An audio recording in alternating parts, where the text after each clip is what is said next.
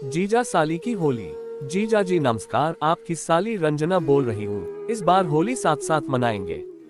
कल की गाड़ी से आ रही हूँ। न जाने किसका मुंह देखा था जो इतना अच्छा समाचार मिल गया। हम अपनी इकलौती साली के साथ होली मनाने और उसे रंगने के सपने देखने लगे। अभी होली के 15 दिन बाकी थे। साली के आने से होली की तैयारियों में भी मजा आ जाएगा। खैर, अगले दिन साली साहिबा आ गई और घर रंगों से भर गया। पहले सामान लेने के लिए बाजार जाने में हम अलसाते थे, लेकिन इस बार तो दौड़कर जाते और भागकर वापस आ जाते। इसी के चलते एक दिन बाजार से सामान रीड कर लौटते समय मियां रफ्फू मिल गए। हम उनको दूध में मिश्री घोल कर साली के आने वाली बात बताने लगे। जब हम घर पहुंचे तो दरवाजे पर साली जी खड़ी सामान का और हमारा इंतजार कर रही थी। हमें देखते ही बोली, जीजा जी लगता है बुढ़ापा आ गया। पहले तो आध पौन घंटे में बाजार से लौट आते थे, लेकिन इस बार पूरा 1.5 घंटा लग गया, यानी कि बुढ़ापे की वजह से चाल में फर्क आ गया। साली की बात बेचैनी बढ़ाने वाली थी। हम अपनी उम्र का हिसाब लगाने बैठ गए। वो अम्मा कहती थी, जब मुल्क आजाद हुआ था उससे 2 महीने पहले हम पैदा हुए थे। इस हिसाब से अभी हमारी उम्र 60 के आसपास चल रही है, लेकिन अभी तक हम अपने को छैल छबीला ही समझ रहे थे। इसी के साथ श्रीमती जी का भी राग उमरिया चालू हो गया। वे कोई मौका हाथ से जाने नहीं देती थी। वे बोली, सुनते हो जी, ये कब तक सूखी बगिया में काला रंग घोलते रहोगे? अरे जब सिर पर झाड़ियां ही नहीं हो तो रंगने का क्या मतलब? श्रीमती जी की बात पर हमने गौर किया और जब सिर पर हाथ फेरा तो मालूम हुआ कि सिर्फ सपाट मैदान बन चुका। हम महसूस कर रहे थे कि एक बात खत्म नहीं होती। श्रीमती जी एक मुद्दा पकड़ती तो साली दूसरा पकड़ लेती। अब साली बोली, जीजा जी होली खेलना आसान थोड़े ना है, उसके लिए दम चाहिए। होली में अभी 15 दिन बाकी है। अभी से थोड़ी बहुत कसरत करना चालू कर दो। इसके बाद वह रहस्यमयी हंसी के साथ जोर से हंस दी। फिर बरामदे में 5 से 10 किलो तक के रखे हुए पत्थरों को दिखाते हुए साली ने कहा, देखो जीजा जी, अब आपको वर्ल्ड चैंपियन तो बनना नहीं है, इसलिए होली तक आप इन्हीं से सेहत बनाओ। इधर साली जी हमारी हेल्थ पर लगी थी तो श्रीमती जी की निगाह हमारे खान पान पर लग गई थी।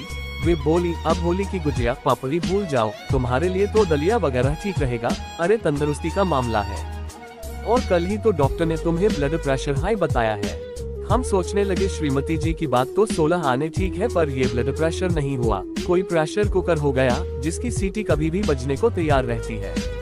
इस बार हम अपने निगुड़े बुढ़ापे को कोस रहे थे, जिसने होली पर हमारा जीना दूभर कर दिया था और अच्छी खासी जिंदगी में तूफान ला दिया था। खैर, साली के संग होली खेलने के सपने देखकर मन में लड्डू फूट रहे थे। तभी श्रीमती जी ने कहा, सुनते हो, वो तुम्हारी साली कह रही थी कि जीजा जी से कह देना इस बार खाली गुलाल की ही होली खेलें। अरे उम्र का ख्याल रखें, बेकार में रंग लगवाने के चक्कर में गिर गए तो मुफ्त में अस्पताल के चक्कर लगाने पड़ेंगे। इस तरह से रही सही कसर साली ने और निकाल दी और उसने हमारी रंग बिरंगी होली को बेरंग बना दिया। होली से पहले श्रीमती जी ने फिर हमारे ऊपर निशाना साधते हुए कहा, मुझे होली के बहुत से काम निपटाने हैं, लेकिन तुम रात भर खर्राटे लेते रहते हो जिससे मेरी नींद खराब होती है। अब कल से तुम बाहर दालान में सोया करो।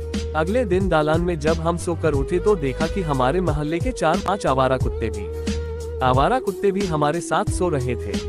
बाद में मालूम हुआ कि मोहल्ले के लड़के हमें खटिया से नीचे डालकर खटिया होली में जलाने के लिए ले गए हैं। इस बार श्रीमती जी ने साली के साथ होली खेलने के हमें मौके दिए ही नहीं, क्योंकि घर में अंदर बहुओं का राज था और मान मर्यादा का ध्यान रखना जरूरी था। इस तरह से होली पर हमारी हर उम्मीद पर पानी फिरता जा रहा था। होली वाले दिन पोते पोतियां जिद करने लगे कि दादाजी घोड़ा बनकर हमें पीठ पर बैठाओ, हमें होली का जुलूस निकालना है। जब हम मना करने लगे तब साली ने फिर कहा, अरे जरा बच्चों का दिल रख लोगे जीजा जी, तो आप गधे तो नहीं बन जाओगे। चलो जल्दी से अपना जुलूस निकलवाओ। अब हमारी पीठ पर नाती पोते लद गए। बुढ़ापे की कमर थी सो दरक गई और हमें 2 महीने के लिए खटिया पकड़नी पड़ी। साली का बेसुर का सुर फिर चालू हो गया। होली पर फूल से बच्चों का वजन तो उठा नहीं सकते, फिर काहे के जवान। अरे अब तो मान लो जीजा जी की बुढ़ापा आ गया है, लेकिन हम में अभी भी अकड़ बाकी थी, इसलिए हमने फिर भी अकड़ कर कहा, साली जी होली के लिए दिल जवान होना चाहिए, उम्र बाली होनी चाहिए, समझी ना? अब श्रीमती जी ने फिर नहले पर दहला मारते हुए कहा, अरे मियाँ, दिल को कौन देखता है? पहले तो लोगों को तुम्हारा पिचकी पिचकारी जैसा चेहरा ही देखेगा ना, और अब से ये साली रंग होली सोचना बंद कर दो। साली और श्रीमती जी की अब तक की बातों से हमारा जोश खत्म हो चला था और हम दालान के कोने में बैठे ललचाई निगाहों से साली को होली खेलते देखते हुए होली खेलने के सपनों में खो गए।